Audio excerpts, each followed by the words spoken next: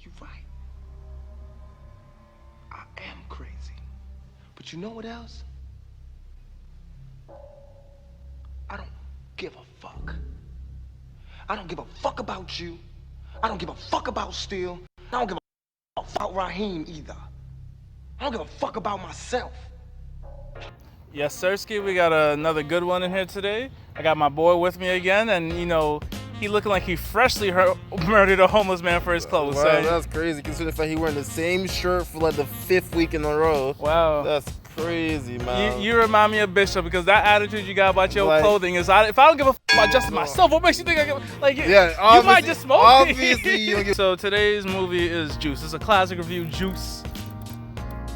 That was a good one. Like Juice. You got the juice. What you think of Juice? A good film. I mean, I remember seeing it on Netflix, and we were talking about it before. I was like, "Yo, Juice is on Netflix. Oh crap! I mean, let me check it out." It was a good, solid film. I mean, I can't say spoiler alert because if you haven't seen Juice by now, we're gonna do spoilers. Yeah, okay. You haven't seen Juice by now. I don't know what's wrong with you. You would think this might be like a premise of a horror movie, but this is actually a crime drama, I guess. So basically, Juice is kind of like, it's a coming of age story / I guess horror movie thriller. 4 teens, they're growing up in the hood, and they want the juice, they want the sauce, and to get that, they think they have to like basically commit crimes. Okay, first of all, let's not say all of them did, because Q actually was the only one that had his head on straight. That was Omar Epps' character. He was still robbing the store. He didn't rob anything. He was there too. So he was there. That means yes. Yes. Yes, true. But he had the mask on. But okay. What?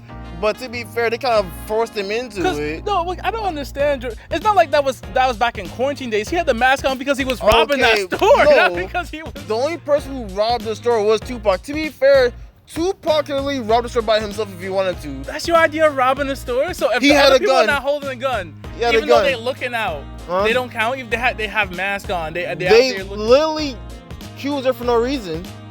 Quentin was there for no reason. Think about it. They had Steel who was actually doing the lookout, I think, or he was stealing whatever from the store. Hakeem was just opening the doors. I don't know what he was doing.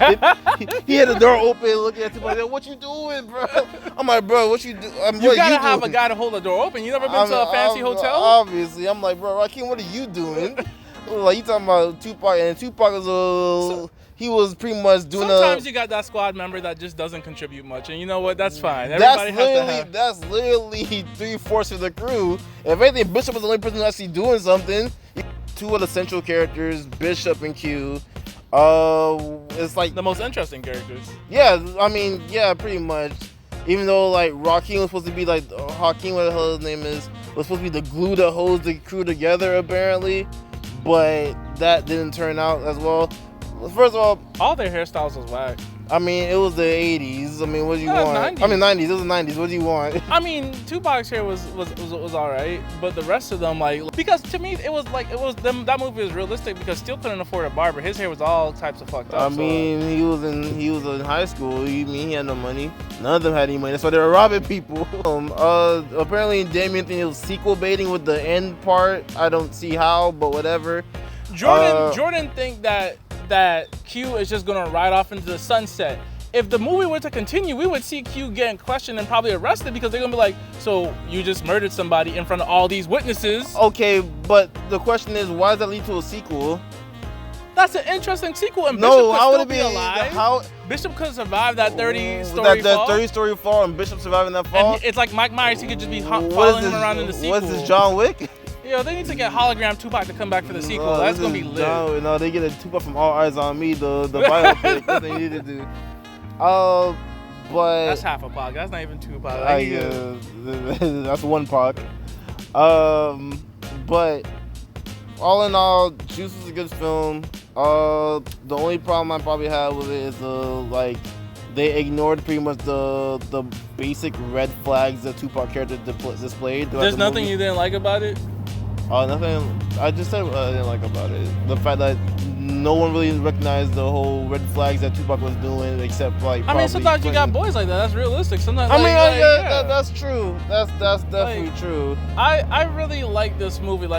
This is movie. I've watched this movie multiple times, and it's aged well because it's just a really good, fun film. Like, it's like you're into it. You like the characters, and just the way Tupac was just hugging on Hakeem's mom as she was like, "Yo, we don't know who killed him. I don't know." He looking at you like, like say something. I wish you would. I shoot up everybody in here. Yeah, he probably would. I was scared of Pac in the movie. Pac was like Tupac's acting was like amazing. It was terrific. No, Tupac can act. He was scary. Yeah, Tupac was literally like troubled youth. The boy, especially like that locker scene where he was like, "Yo, I don't give a fuck about you. I don't give a fuck about Hakeem. I don't give a fuck about myself." That man was like, he was on one. And he was just like shooting friends because and like Q should have known, and he said that he was in the elevator and he asked that dumb question. Oh, so what you gonna shoot in a? He said he don't give a fuck. Bow bow. He's like, what are you gonna do?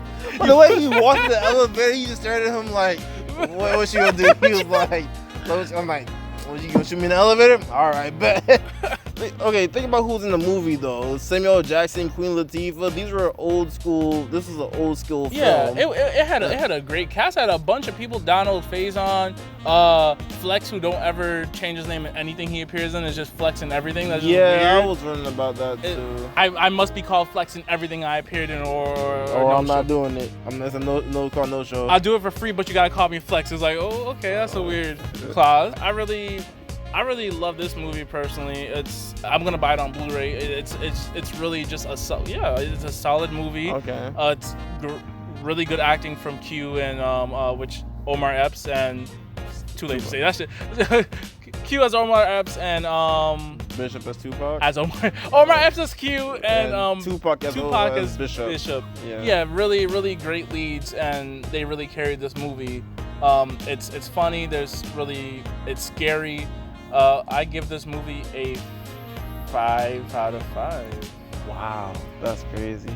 I think the first time I ever heard you give a 5 for anything. I changed it now. It's a 4 out of 5. That's crazy. You made me realize that I'm right. That's crazy. 4 out of 5. I'll give it a 5 out of 5. I'll get a 5. I changed it then. It's 5 out of 5 too. That was the review. Like, share, subscribe, follow something. Y'all know what to do. Peace. Later days.